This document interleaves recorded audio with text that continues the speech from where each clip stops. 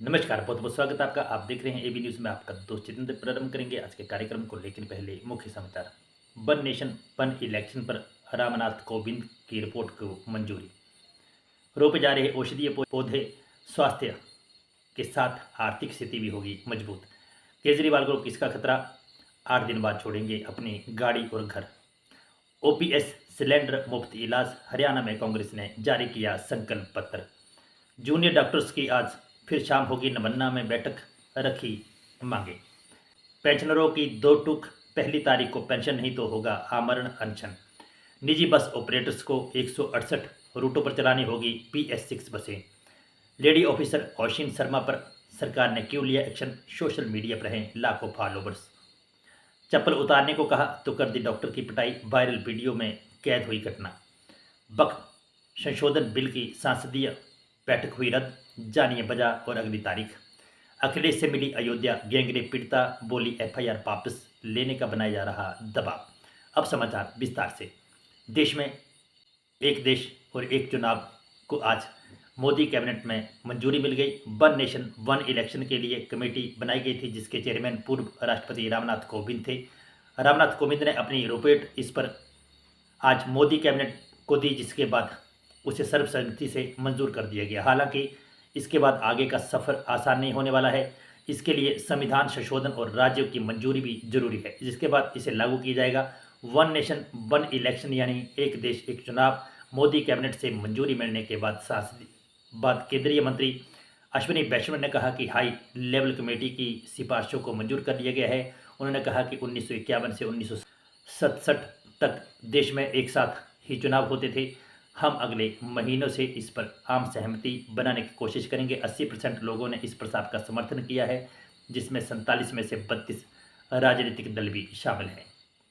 अगली खबर, लोक निर्माण एवं शहरी विकास मंत्री विक्रमादित्य सिंह ने सुन्नी में राष्ट्रीय अश्वगंधा अभियान के तहत आयुष विभाग ने सुन्नी में पौधारोपण कार्यक्रम में भाग लिया। इस दौरान उन्होंने अश्वगंधा का पौधा रोपित कर स्थानीय नगर पंचायत एवं पंचायत प्रतिनिधियों तथा ग्रामीण क्षेत्र से आए लोगों को अश्वगंधा के पौधे वितरित किए।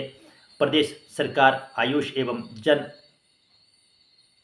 वन विभाग के माध्यम से लोगों के स्वास्थ्य के मद्देनजर पूरे प्रदेश में जंगलों की खाली भूमि एवं निजी भूमि पर औषधीय गुणयुक्त पौधे रोपित कर रही है। इसे बरसात में रोपित करने की प्रक्रिया जारी है। सरकार आयुष एवं वन विभाग के माध्यम से पूरे प्रदेश में औषधीय गुण वाले पौधे रोपित कर रही है। वहीं विधायक प्राथमिकता के आधार पर प्रत्येक पंचायत में 100-100 पौधे भी रोपित किए जा रहे हैं। अगली खबर, आम आदमी पार्टी के राष्ट्रीय संयोजक एवं दिल्ली के मुख्यमंत्री अरविंद केजरीवाल ने मंगलवार को अपना इस्तीफा उपराज्यपाल PK सक्सेना को सौंपा, जिसके बाद आज आप नेता संजय सिंह ने कहा कि इस्तीफा देने के बाद केजरीवाल जनता के बीच रहेंगे। उन्होंने ये भी कहा कि अभी तक तय नहीं है कि वह कहाँ रहेंगे। नई मुख्यमंत्री बनने जा रही आतिशी को सिर्फ CM की कुर्सी ही नहीं, सिविल लाइन्स वाला आलीशान बंगले के साथ भी जेड श्रेणी की सुरक्षा भी प्रदान की जाने की संभावना है। हालांकि वह कब और नए बंगले में शिफ्ट होगी, कैसे होगी, अभी तक इस बारे में कोई पता नहीं चल पाया है। वहीं दिल्ली की तीसरी महिला मुख्यमंत्री बनने जा रही आतिशी आम आदमी पार्टी के तेजतर्रार मुख्यमंत्री के रूप में चुना है। अरविंद केजरीवाल द्वारा मंगलवार शाम उपराज्यपाल BK सक्सेना को दिल्ली के मुख्यमंत्री पद से इस्तीफा सौंपने के बाद आतिशी ने नई सरकार बनाने का अपना दावा पेश कर दिया है। अगली खबर, हरियाणा विधानसभा चुनावों के लिए कांग्रेस ने बुधवार को अपना घोषणा पत्र जारी किया। अपने संकल्प पत्र में वादा किया है कि अगर वह सत्ता में आई तो हर परिवार को 300 यूनिट बिजली फ्री देंगे, 25 लाख रुपए तक का इलाज मुफ्त करवाएंगे। इसके अलावा पार्टी ने वादा किया है कि किसानों को MPS की कानूनी गारंटी दी जाएगी। वहीं अगर उनकी फसल को कोई नुकसान हुआ तो तुरंत मुआवजा दिया जाएगा। महिलाओं के लिए बड़ा ऐलान करते हुए कांग्रेस ने अपने संकल्प पत्र में वादा किया है उन्हें हर महीने 2000 रुपये के अलावा 500 रुपये में गैस सिलेंडर दिया जाएगा। पार्टी ने नशा मुक्त हरियाणा का नारा देते हुए वादा किया है कि भर्ती विधान के तहत 2 लाख पक्की भर्तियां दी जाएगी। अपने घोषणा पत्र के जरिए कांग्रेस ने युवा, बुजुर्ग, महिला और दिव्यांग हर वर्ग को साधने की कोशिश की है। बुजुर्गों, दिव्यांगों और विधवाओं को 6000 रुपये पेंशन सरकार देने जा रही है। पार्टी ने OPS को लागू करने की बात भी कही। अगली खबर, पश्चिम बंगाल ने मुख्य सचिव मनोज पंत आज शाम 6:30 बजे जूनियर डॉक्टर्स के साथ नवन्ना में बैठक कर सकते हैं। डॉक्टरों को ईमेल भेज दिया गया है। बैठक नवन्ना सभागार में होगी। डॉक्टरों के 30 प्रतिनिधियों को शाम 6:15 बजे वहां पहुंचने को कहा गया है। डॉक्टरों ने बुधवार सुबह मुख्य सचिव को ईमेल भेजकर बैठक की मांग की। डॉक्टरों ने ईमेल के जवाब में मुख्य सचिव मनोज पंत ने दोहराया कि सरकार प्रदर्शनकारी चिकित्सकों से राज्य के कुछ हिस्सों में बाढ़ जैसे हालात के मद्देनजर काम पर लौटने की अपील को दोहराते हैं। उन्होंने कहा कि आप जानते हैं कि दक्षिण बंगाल में कई जिलों में बाढ़ की स्थिति बनी हुई है। बड़ा इलाका जलमग्न हो गया है। प्रदर्शनकारी चिकित्सकों और राज्य सरकार के बीच 48 घंटों के भीतर यह दूसरी दौर की बैठक होगी। पहले दौर की बातचीत में सोमवार को मुख्यमंत्री ममता बनर्जी की उपस्थिति में हुई थी। अगली खबर, हिमाचल प्रदेश में पेंशनर्स वेलफेयर एसोसिएशन ने चेतावनी दी है कि अगर हर महीने की पहली तारीख को पेंशन भुगतान सुनिश्चित नहीं किया गया तो पेंशनर आमरण अनशन से पीछे नहीं हटेंगे। शिमला शहरी इकाई की बैठक कालीबाड़ी हॉल में हुई। इस दौरान कई मुद्दों पर चर्चा की गई। बैठक की अध्यक्षता प्रदेश अध्यक्ष आत्माराम ने की। बैठक में लगभग 300 पेंशनरों ने भाग लिया और समस्याओं पर चर्चा की। शहरी इकाई के महासचिव सुभाष वर्मा ने बैठक के दौरान बताया कि प्रदेश सरकार के रवैये से पेंशनरों में रोष है। उन्होंने कहा कि वर्ष 2016 से लंबित पेंशन संशोधन की राशि अब तक जारी नहीं की गई है, जबकि अगला वेतन आयोग 2026 में आना है।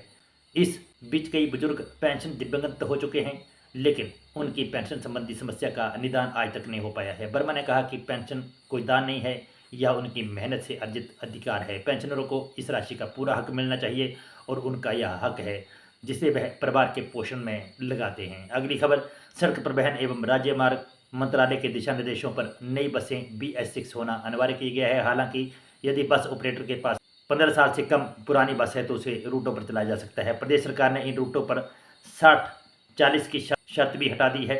इस शर्त के तहत ऑपरेटरों को 60% ग्रामीण और 40% शहरी क्षेत्रों में बसों के संचालन अनिवार्य किया गया था।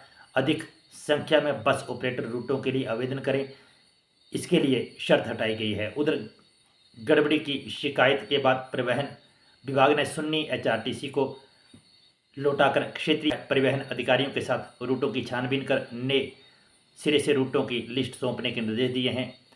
घाटे का हवाला देकर HRTC ने 11 डिपो के रूट सिलेंडर किए हैं। इनमें शिमला के 37, रामपुर के 9, मंडी के 37, सोलन में 10, सिरमौर में 4, हमीरपुर में 6, बिलासपुर में 10, ऊना में 8, नालागढ़ में 7, धर्मशाला में 32 और कुल्लू डिपो में 8 रूट शामिल हैं।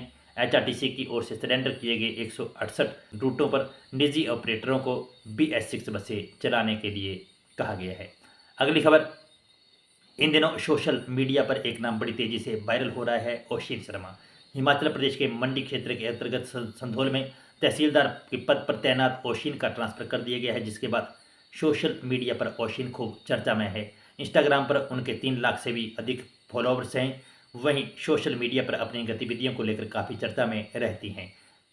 काम में लेट लतीफ़ी के बाद नोटिस जारी हुआ था, जिसके बाद उनका ट्रांसफ़र कर दिया गया है। वहीं आपको बता दें कि उनका ट्रांसफ़र कहीं और नहीं बल्कि शिमला के कार्यालय में किया गया है, जहां उनको जवाब देने के लिए कहा गया है। अगली खबर, गुजरात के एक अस्पताल में एक डॉक्टर को कथित तौर पर पीटने का मामला सामने आया है। बताया जा रहा है कि डॉक्टर्स को इसलिए पीटा गया क्योंकि एक मरीज के परिजनों ने इमरजेंसी वार्ड में प्रवेश करने से पहले अपनी चप्पल उतारने को कहा। यह घटना शनिवार को भावनगर के सीहोर में एक निजी अस्पताल के उस वक्त हुई जब आरोपी एक महिला का इलाज कराने अस्पताल पहुंचे, जिसके सिर में चोट लगी हुई थी। इस मामले में पुलिस ने हमले में शामिल 3 लोगों को गिरफ्तार किया है। इमरजेंसी रूम में अंदर लगे CCTV कैमरे के रिकॉर्ड लिए गए हैं। वीडियो में कुछ लोग बिस्तर पर महिला के बगल में खड़ी दिखाई दे रहे हैं। कुछ सेकंड बाद डॉक्टर जगदीप मोहिल कमरे में प्रवेश करते हैं और उनसे अपने जूते उतारने को कहते हैं। इसके बाद वहां बहस शुरू हो जाती है, फिर आरोपी डॉक्टर पर हमला कर देते हैं। अगली खबर,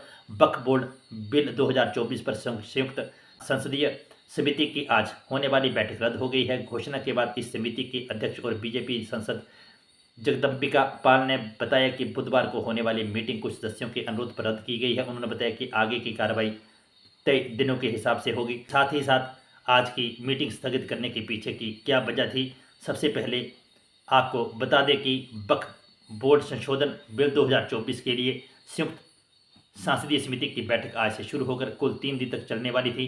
18, 19 और 20 सितंबर को होने वाली बैठक अब 2 दिन ही चलेगी। अध्यक्ष जगदम्बिका पाल ने कहा कि कई सदस्य गणेश चतुर्थी और ईद ए मिलाद के कारण आने में असमर्थ थे, इसीलिए उनके अनुरोध पर हमने आज होने वाली मीटिंग को स्थगित कर दिया है। बाकी बचे 2 दिनों में मीटिंग अपने तय नियम और हिसाब से होने वाली है। यह मीटिंग दिल्ली स्थित संसद भवन के एनेक्सी में आयोजित होगी। इसमें पटना के चाणक्य नेशनल लॉ यूनिवर्सिटी के प्रोफेसर फैजान मुस्तफ़ा, पसमादा मुस्लिम महाज और all India Muslim personal law board के लोग शामिल होंगे। अगली खबर, बीते शुक्रवार को अयोध्या में गैंगरेप का शिकार नाबालिका ने बुधवार को सपा प्रमुख अखिलेश यादव से मुलाकात की। पीड़िता के साथ उसके घर वाले भी थे। पीड़िता ने अखिलेश यादव को घटना के बारे में विस्तार से बताया और साथ ही आरोपियों द्वारा धमकाए जाने का आरोप भी लगाया। पुलिस की कार्रवाई पर सवाल उठाते हुए पीड़िता ने अखिलेश से मदद की गुहार लगाई। बुधवार को लखनऊ स्थित समाजवादी पार्टी कार्यालय में अखिलेश से मुलाकात के बाद पीड़िता ने पत्रकारों से बात भी की। मीडिया रिपोर्ट्स के अनुसार पीड़िता ने बताया कि मैंने सपा प्रमुख को घटना के बारे में पूरी जानकारी दे दी है। मेरी बात सुनने के बाद अखिलेश यादव ने मदद की बात कही है। पीड़िता ने बताया कि 16 से 25 अगस्त के बीच मेरे साथ यह घटना हुई थी। उस समय मैं घटना की शिकायत लेकर अफसरों के पास गई, लेकिन मेरी एक न सुनी। उल्टे महिला थाने की दारोगा ने मेरे साथ बुरा बर्ताव किया और गाली देकर भगा दिया। तो बंधुओं, ये थे आज के कुछ अहम समाचार जो हमने आपके साथ साझा की। खबरें पसंद आई हो तो लाइक और शेयर करें। जो दोस्त हमारे साथ नहीं जुड़े हैं वे हमारे यूट्यूब और फेसबुक पेज को लाइक और फॉलो भी करें। इन शब्दों के साथ फिलहाल के लिए बस इतना ही। बने रहें एबी न्यूज़ के साथ। जय हिंद, जय भारत, जय हिमाचल।